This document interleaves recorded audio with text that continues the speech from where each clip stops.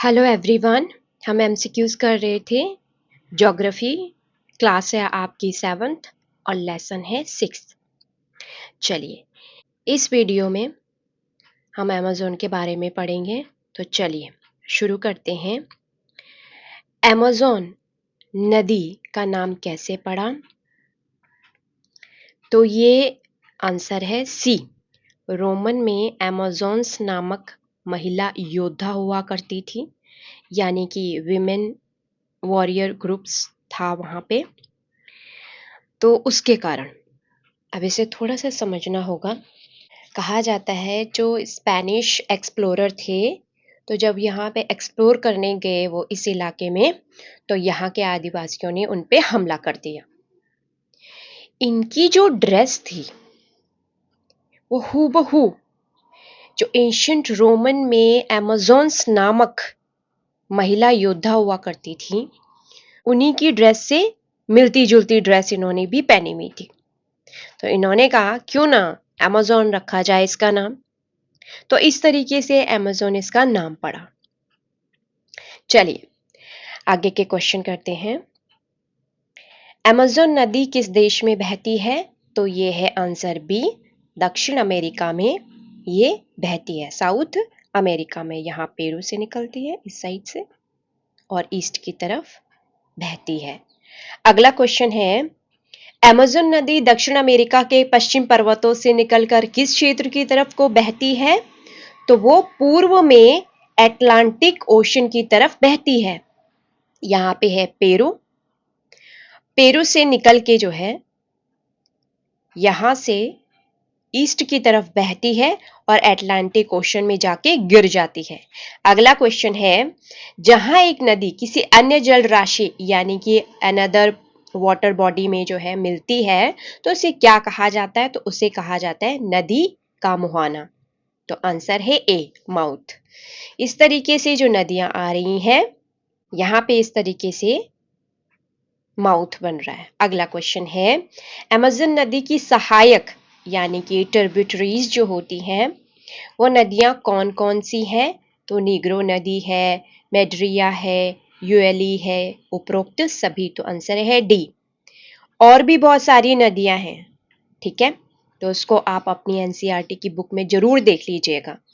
सीधा क्वेश्चन आ जाएगा उससे भी। अगला क्वेश्चन है, अमेज़न नदी की खोज किसने की थी? तो ये थे स्पेनिश एक्सप्लोरर, तो उन्होंने किया था। अगला क्वेश्चन है, सहायक नदियां यानी कि ट्रिब्यूटरीज का क्या तात्पर्य है?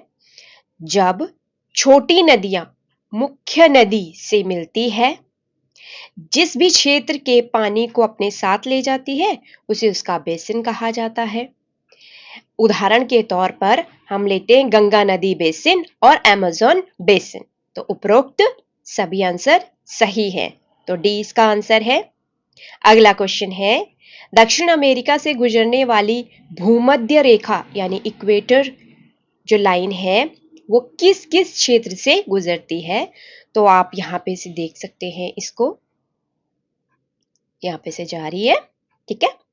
तो कहाँ से? इक्वाडोर है, कोलंबिया है और ब्राजील है। तो उपरोक्त सभी आंसर सही हैं। कई बार आपको सीधा क्वेश्चन पूछा जाता है, क्या ब्राजील से ये लाइन गुजरती है या कोलंबिया से ये पास होती है, इक्वाडोर से होती है, या फिर ये पूछा जाएगा कितने देशों से होके वो निकलती है ये लाइन, ठीक है। तो आप ध्यान दीजिएगा, बहुत इंपॉर्टेंट क्वेश्चंस हैं ये। अगला क्वेश्चन है, अमेज़न क्षेत्र का मौसम दिन एवं रात में किस प्रकार का होता है? तो ये होता है गर्म, हॉट होता है और आर्द्र होता है, ह्यूमिड। ये सामान्य रूप से ऐसे ही रहता है, तो आंसर है ए।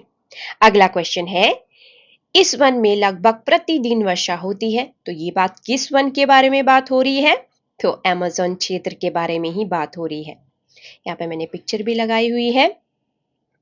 चलिए नेक्स्ट क्वेश्चन है, अमेज़न वन में किस प्रकार की वनस्पति पनप सकती यानी कि ग्रो हो सकती है? वनस्पति का मतलब वेजिटेशन जो है वो ग्रो हो सकता है, वो वही हो सकता है जो छाया में पनप सकता है, जिसमें छाया में बढ़ने की क्षमता हो, कैपेबिलिटी हो, ठीक है, तो आंसर है सी। अगला क्वेश्चन है, देखो यहाँ पे मैंने पिक्चर लगाई हुई है आर्किड की और नीचे है ब्रोमीलाइट की। तो ये परजीवी हैं, मतलब प्लांट पैरासाइट्स है। तो ऊपर है आर्किड्स और नीचे है ब्रोमीलाइट्स।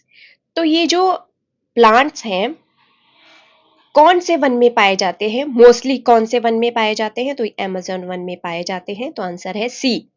अगला क्वेश्चन है, अमेज़न के जंगलों में पाए जाने वाले प्रमुख पक्षियों के नाम बताइए। तो हमिंग बर्ड है, ये फर्स्ट पिक्चर उसी की है। टुकुन है, कितनी लंबी चोंच है इसकी। तो ये लंबी चोंच वाले जितने भी यहाँ पे पक्षी हैं ये यहीं पाए जाते हैं, ठीक है, ज्यादातर यहीं। तो उपरोक्त सभी सही है, यानी कि डी सही है। अगला क्वेश्चन है, टैपिर किस क्षेत्र का जानवर है और यह क्या खाता है। तो ये खाता है चींटियां और ये अमेज़न के जंगलों में पाया जाता है, ठीक है। तो आंसर है सी, ए और B. Thank you everyone, stay blessed, जय हिंद।